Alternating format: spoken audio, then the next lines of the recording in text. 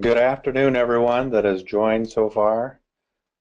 This is Rob Adams, and I'm joined today by Bob Tippmann. Hey, how's it going? All right. Again, thanks for joining us today. Today we wanted to bring a few items that we've been seeing in the industry over the last year to 2 years. We've worked with several of our companies that we've built buildings for in the last few years, as well as others that we've worked with as partners on projects.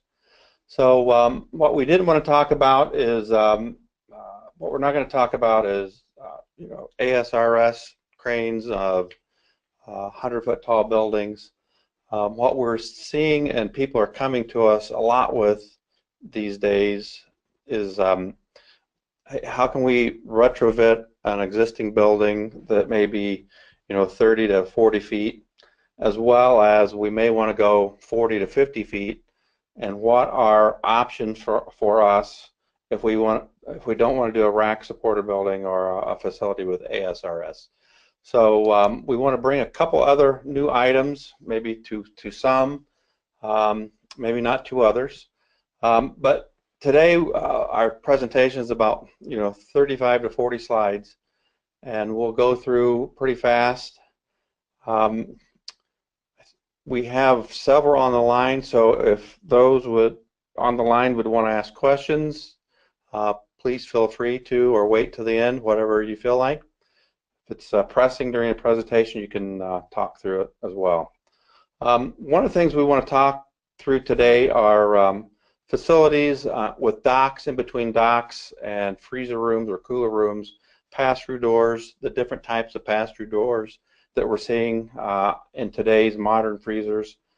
We want to talk about high-density racking, single-axis style. More familiar to some would be a pallet mole or radio shuttle. We're also seeing a lot of rooms, especially in freezer areas, that would have de-space rooms adjacent to their freezers and docks versus freezing or de-spacing on the dock. A new idea we want to bring to the table is high-density racking. It's 3-axis, and we'll explain that a little bit different, but it's more than one direction. Really neat ideas, which we've been studying the last 6 months, and also automated freezing, especially with our quick freeze system that's being utilized by several companies around the country. So first slide that you're going to see is a pretty simple slide we'll start with. This is a facility in Indianapolis. It's about 100,000 square feet. I don't want to concentrate so much on the floor plan, but if we just look at the 3 pictures, this is a facility that high activity dock, and material handling equipment that was in their older 300,000 square foot facility, in and out of the freezer. Their high reach trucks in and out of the freezer into the dock every day. When we designed and built this facility, we installed the pass-through containers or conveyors, and allows the high reach trucks to stay in the freezer. They'll pick the product and then put it on the conveyor inside the freezer, and it will convey it just a short distance out of the dock. Big time ROI returns on this. Had a lot of luck with this type of facility. This dock has 2 conveyors. Again, it's about 100,000 square foot. Also, activity on the dock, they didn't have a lot of room. This dock is about 45 feet. So this eliminated a lot of the traffic on the dock with the conveyors. Yeah, we were also able to save quite a bit of refrigeration tonnage by reducing the infiltration. You don't have that big 18-foot clear door having to open up hundreds of times per day. We're able to do that with the small automated door. All right, so you can just see the conveyor. You have the idle pallet storage above the dock, and the great conveyor system, short but great on the dock here. A little bit better picture. You can see the high-speed door, and then the smaller 12-foot door beside it. Again, that door comes pretty rapid, coming in up and down. It big time on energy savings with the high-speed roll-up door staying closed a lot more often than it was before. And if someone's contemplating that, we can talk later or send us an email. We'll share more details on this as well. Yeah, this is something that just about any PRW can add without a lot of cost and a lot of surgery to your building. This is very easily added in just about any situation. One of the other items we want to talk about is high density racking, single axis, which we refer to the industry a pallet mole or radio shuttle. The next slide will talk a little bit about it a little bit more. Sure. So HDR is not new. It's everybody's seen drive-in racking. The drive-in racking has become less popular because of damage to the racking requiring maintenance, safety issues, and it's same is true with flow rack. It eats up a lot of space. So we're able to enjoy the same density as the drive-in racking, but we're doing this with a pallet mover.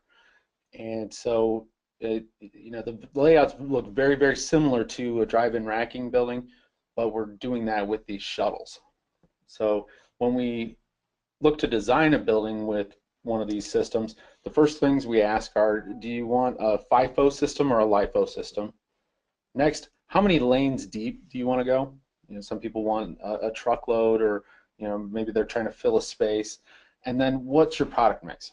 Is it low SKU, high SKU, low turn, high turn? That makes those decisions change the building drastically. The first layout here, or the first model here you'll see, is what a typical FIFO design would look like, and that is that you flow through. So you put the pallets in on one side, the pallet mover moves them down to the other end, and then you pick them from the end.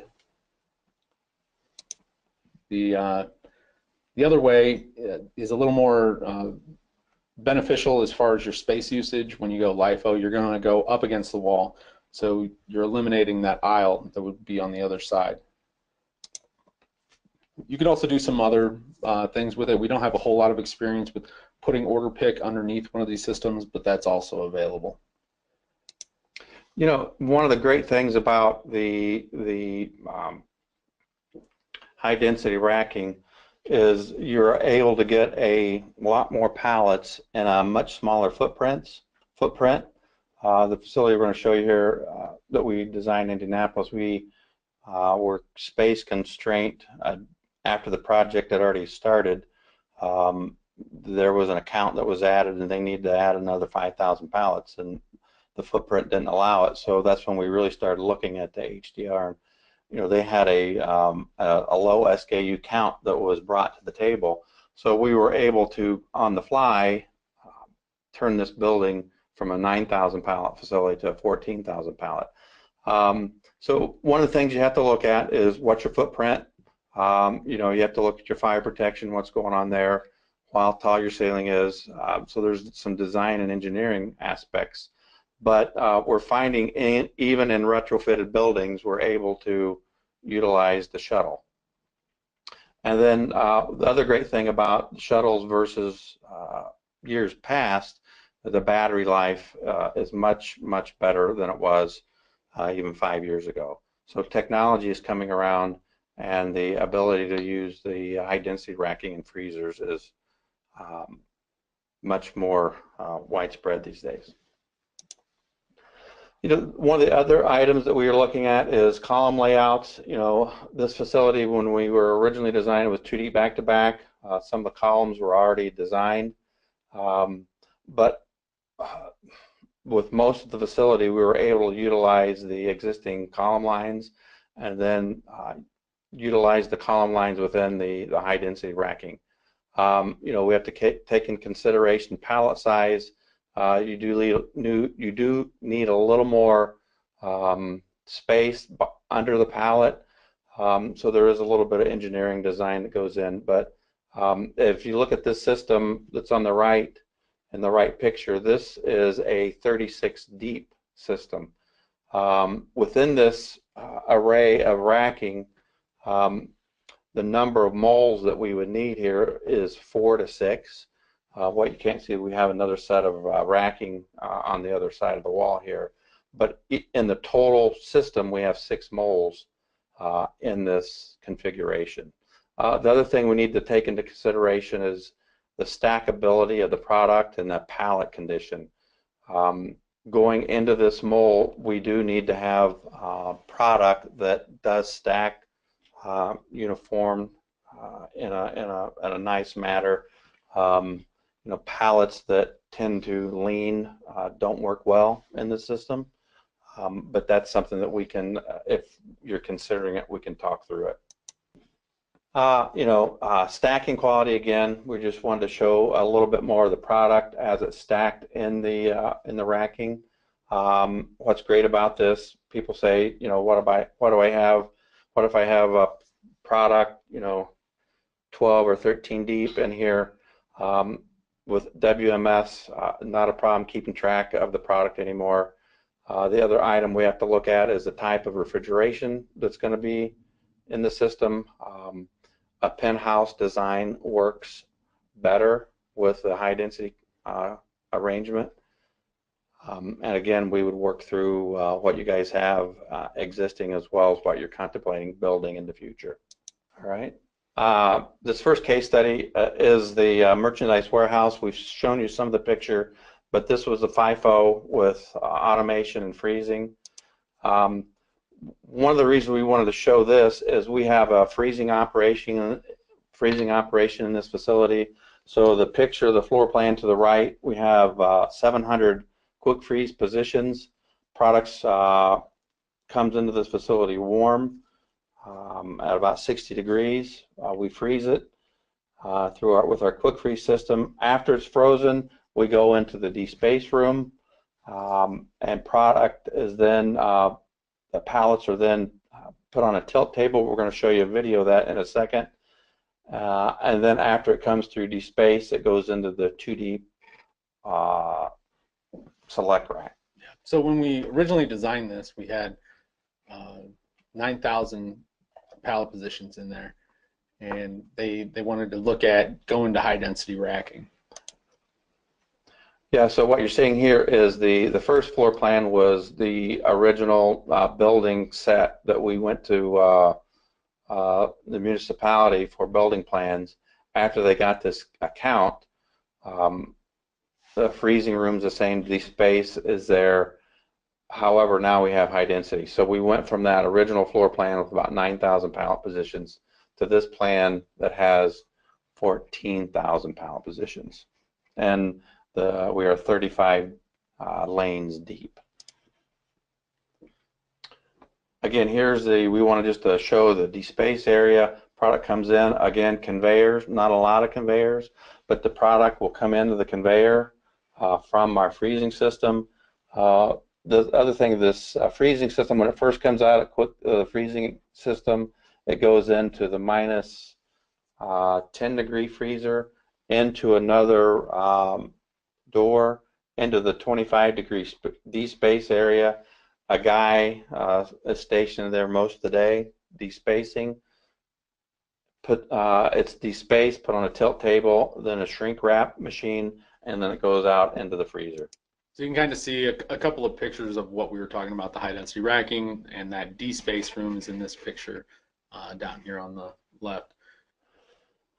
Just a couple other features on this room, just showing you where we decided to put the batteries, and then the 2 deep select rack works very well right next to your deep lane storage. So from merchandise and the guys in Indianapolis, major benefits when they installed the high density racking. Big time on reducing forklift travel. After we put it in, they thought that it was just going to be other items, but their big item was they reduced labor 50% in this 100,000 square foot warehouse. The WMS system helped to reduce honeycombing with the inventory. They've achieved 90 to 95% occupancy in the deep lane area. Again, 14,000 pallets to from 9,000 pallets. And the pallet pass-through, from a refrigeration infiltration standpoint, about 50 tons of refrigeration that was eliminated. When we were at GCCE in Chicago, we had worked with some of our friends from NORAM and Lamars, Iowa, and we had talked with them about showing a few of their, just a floor plan, quick floor plan. This with LIFO. Again, here they have a large freezing operation coming off their dock with a product, goes into our freezing system, and then they elected to install a 22 deep lane mole system. When we had originally talked with the owners, you know, they were very interested in one of the new technology, didn't know how much to dip their toe into the first foray, so they did a significant amount, but not the whole facility. It's working great. The facility has about 1,600 high density floor positions. So we got, and what's great about this whole room, which is in the industry, is the leading edge. They are freezing about 600 or 700 positions of freezing in a -10 to -20 degree room in the same area that they have the HDR. Very cutting edge for the industry. And then they are also tempering with the same system. So this is a state-of-the-art facility with some great guys in Iowa. Here's some pictures from the facility in Lamars. You can see on the left here, this is they have the Fraser pallet mole system, and there's one of the pallet moles on their racking. Move on to all right. Case study. Another facility we're currently building was for Dick Cold Storage in Columbus, Ohio. Another company that's been they've been in the business for a long time. And when we originally met with the owners of Dick Cold Storage, they said, look, we don't know exactly what we want to do with this building. We're going to expand, we're going to build new. This building's about half finished right now. When we first started, they are a company that's traditionally had a 2 deep back-to-back racking in their facilities, but they came to us and said, hey, we want to look at this HDR. They actually went and toured the facility in Indianapolis and looked at their mix of accounts and said, hey, we think we can do some of the HDR. Again, this building was already designed and moving down the path, and we were able to implement 3,000 pallet positions of the high density racking. Here they were going to go 24 feet wide. I guess the big thing is, as we look, you know, what's the right mix? Is it 24? Is it 22? Is it 25? 36? That's a little bit of a moving target depending on the operator. We can work through that, and again, it depends on if you want LIFO or FIFO. So one of the other areas we wanted to touch on, we touched a little bit on the de-space area, but we want to hit them a little bit harder. We have a couple of videos. I don't know if they're next, Bob. No, here's a couple static pictures, then we want to show you a video of how it works. Yeah, so this picture on the right, this is a bird's eye view of that area, and then we're just going to pop right into a video. So this is a close-up of this D-space area, and you can kind of see the flow of the room here, where the quick freeze comes through the D-space, and then it goes through the racking out to those pass-throughs that we talked about, and then onto trucks. And I hope that this is the video that we were talking about. It is. Okay, so we're going to follow the life of a pallet here, and it starts in the quick freeze room. Over here on the right hand side, you can see our quick freeze system with our plenum wall right there. He's going to drop that pallet onto the conveyor. As soon as he removes his forklift, that door is going to automatically shut. And you can see that that pallet is headed through to the D-space room. So it gives you plenty of space. That guy is never slowed down by the conveyors at all. There's enough space in there. So once the pallet gets into the D-space room, it's going to go automatically into a tilt table. And this is built by Cherries. The same guys have been building a lot of the tilt tables in the industry. And this works really well with the conveyor system. As soon as it gets in there, it's going to pull it in tight and then tip it over. The only part of this process that requires a human is pulling the spacers out. So it's a good idea to have a separate area that's warmer than the rest of your freezer to be able to do this work. So you can see he's making a little room, pulls those spacers right out. As soon as the spacers are out, this thing's ready to go on down the line and gives you a nice neat stack. They don't have to fix their stacks at all, running it through a tilt table, and it prepares it very nicely for the high density racking.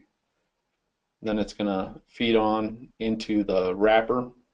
The pallet automatically is wrapped, and then it's going to go back out into the freezer, into the queue, and the forklift driver can grab those whenever he sees any pallets sitting in the queue. He can grab a pallet, find out where it's supposed to go, and do his put away on that. So you can see it gets a nice tight wrap. We'll just say when we were initially designing this room, this was not going to be we weren't going to warm the room up, but after a few weeks of operating, we decided it would be better to have it warm. The owners wanted to have it a warm room. So here's the look. You can see coming out of the white doors, the freezer door from the freezing area into the D space, and then coming off the conveyor into the deep lane. So with the reach truck, you're gonna see him pop this into the high density racking.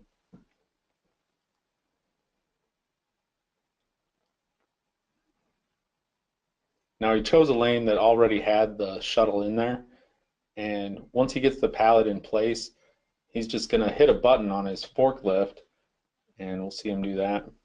And that radio shuttle comes down there and grabs that pallet and puts it away.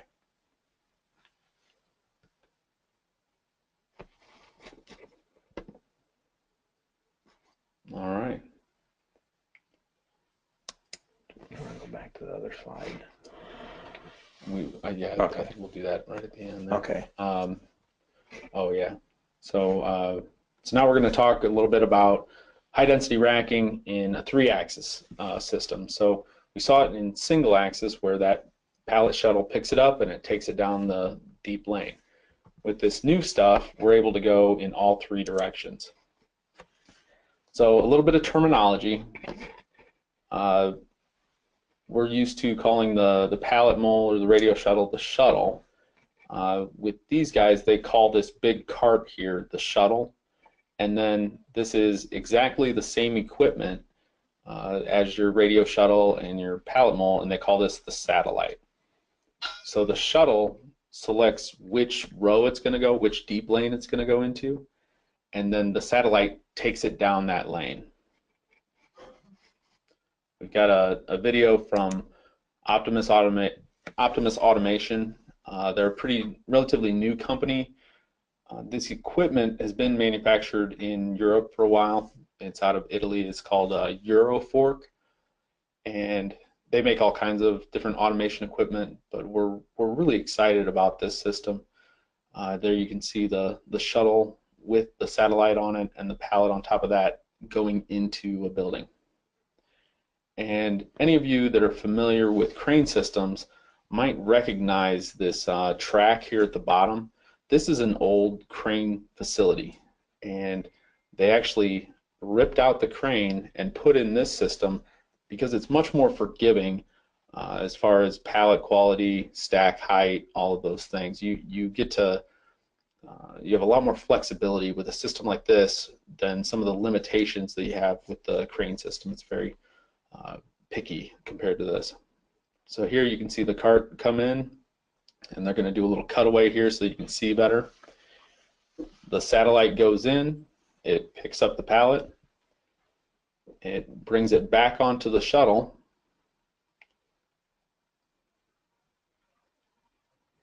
and in this one you see the satellite go back out. It's going to go get the next pallet while the shuttle takes it to its destination. So that shuttle is dropping that off, goes back, and it picks up the satellite again. What was great about this facility, we saw it in a, we just toured it last 2 weeks ago. It was in an existing facility that was 38 foot clear, renovated, cooler.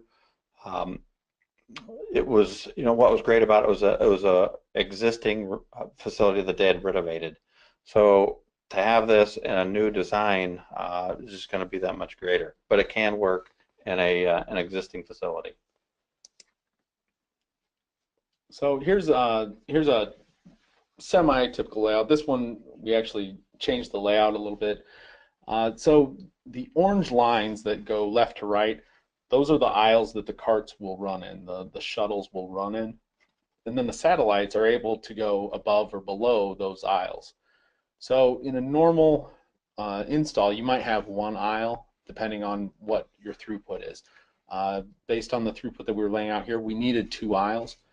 But there's also something a little different here. Down here at the bottom, we're putting a quick freeze system in here. So that leads us to automated freezing.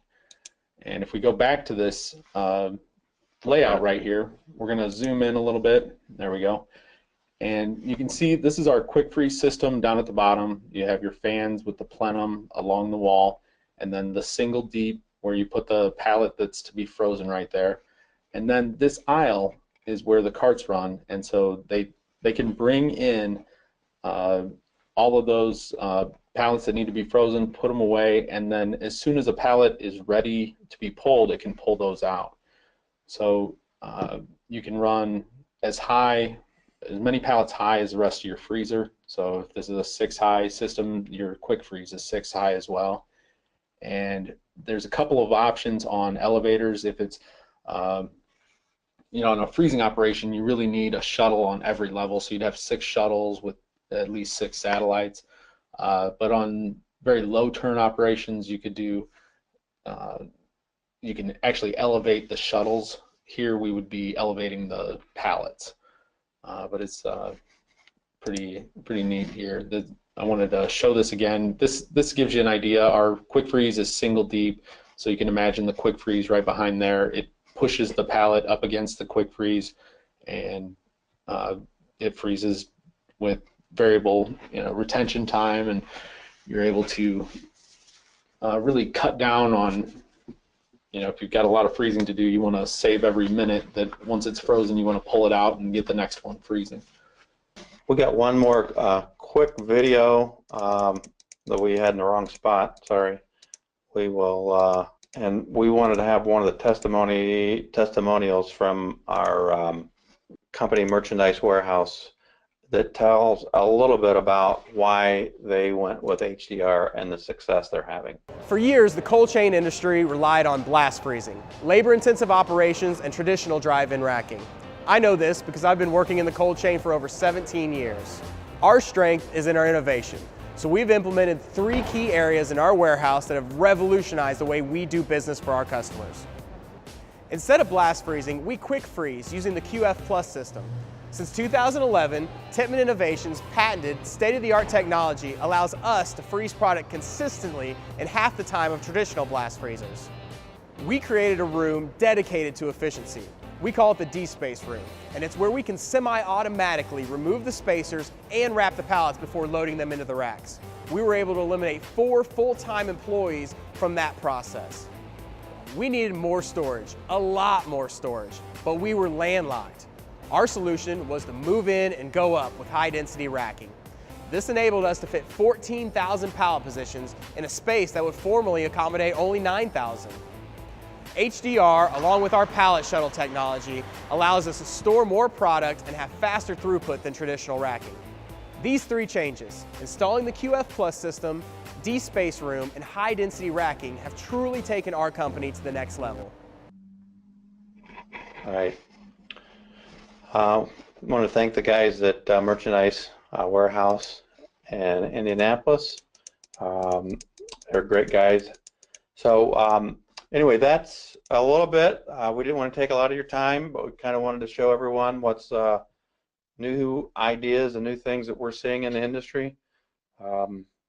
We'll have more of these type of sessions in the future.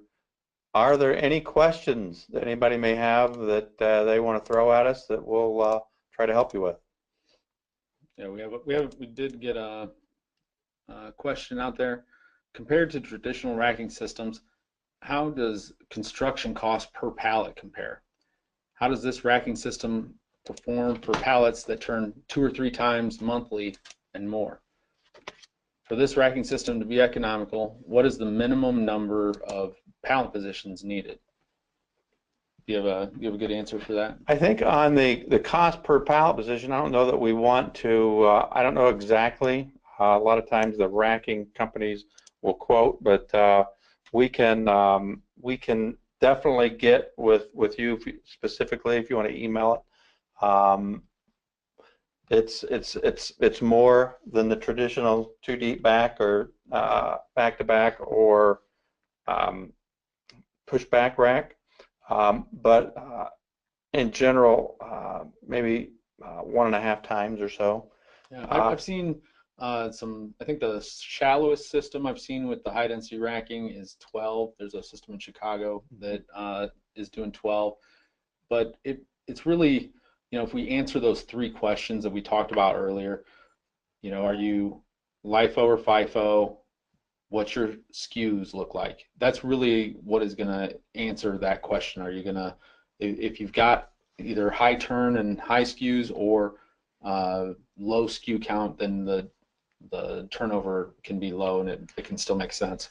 Yeah, it's interesting. Every product mix is different. So we would be happy to help and talk with each person individually on your mix and does it make sense. With HDR, one size doesn't fit all, so we need to look at what everybody's doing and look specifically to help you make it work. Yeah, thanks, Nick. So the next one comes from David, who did the shuttle and conveyor integration for the Merchandise Warehouse project. The Raymond was the manufacturer. From the integration standpoint, you know, they worked with several groups. I don't, off the top of my hand, I don't know exactly which integrator we used, but Raymond was the material handling provider for those guys. All right, Nick had another question. What % of installations between public and private warehousing? You know, we do see one of our groups in Chicago is a private group that's using. They were one of the leaders in using the HDR that we've seen in the U.S. There were private manufacturers. I think more public warehousing guys are using it more. It allows typically the footprint. You know, they need more pallets, but a lot of times they're limited. Buildings are more costly than they used to, so the cost to build a freezer is higher than a traditional building. So you know, I think more public warehousing companies are utilizing it right now. That's where most of the interest is coming from. All right. Well, it doesn't look like we have any other questions. I wanted to thank everybody. I understand everybody's time is very valuable, and taking your time out to hear us out means a lot to us. Yeah, so if you have any further questions, if you want to email us, I think our email may be somewhere on the GoToMeeting. So email Bob or myself, and we'll get back with you.